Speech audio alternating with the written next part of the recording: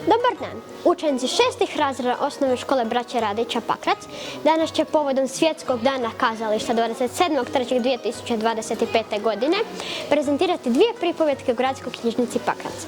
Svojim će vršnjacima prezentirati što su oni smislili i ostvarili za međunarodni natječaj višejezični Kamišibaj s ovogodišnjom temom Pusti me na miru.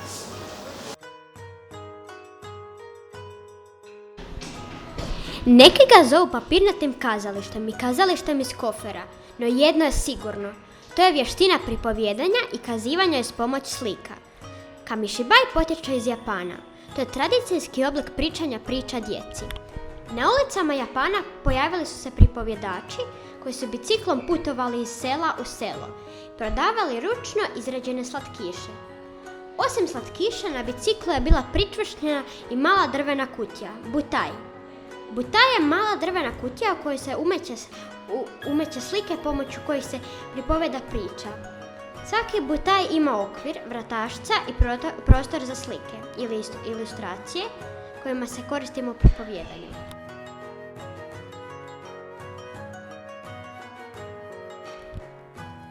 Učenici 6.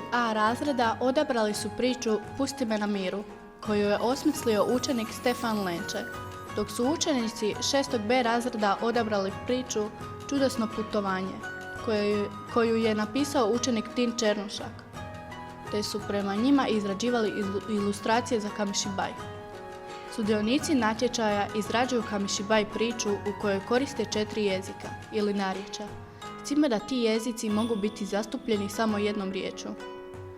Svoje su priče prezentirali prijateljima iz škole u Gradskoj knjižnici Pakrac, pružajući im jedinstven doživljaj umjetnosti pripovjedanja uz vizualnu podršku ilustracija.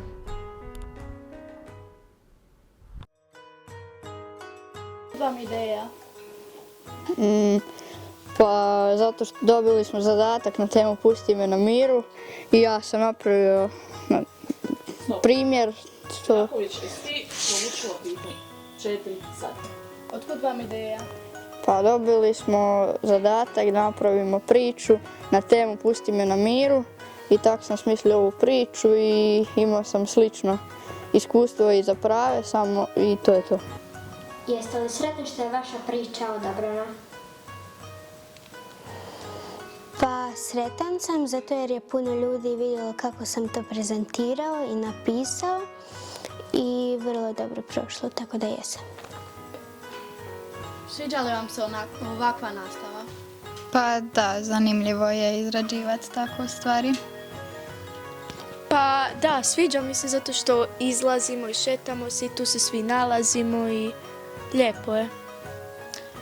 Jako mi se sviđa ovaj način jer nije samo klasična nastava, nije dosadno, zanimljivo je, ne radimo stvari koje inače radimo. Koji vam je dio bio najzanimljiviji? Pa kad smo to bojali i slušali priče. Pa isto, kad smo sve to izrađivali, tu dok smo slušali priče tuđe i tako.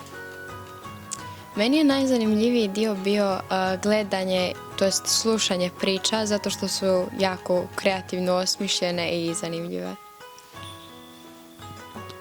Koja priča vam je bila najbolja? Pa naša, jer je to napravio učenik iz našeg razreda.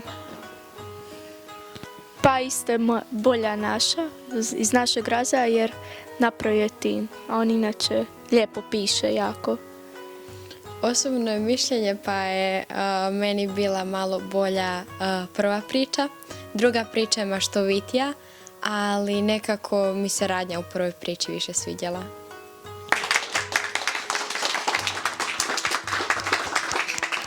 Dobro, eto, hvala. Nadamo se da će biti još ovakvih kazališno-umjetničkih događaja od naših đaka.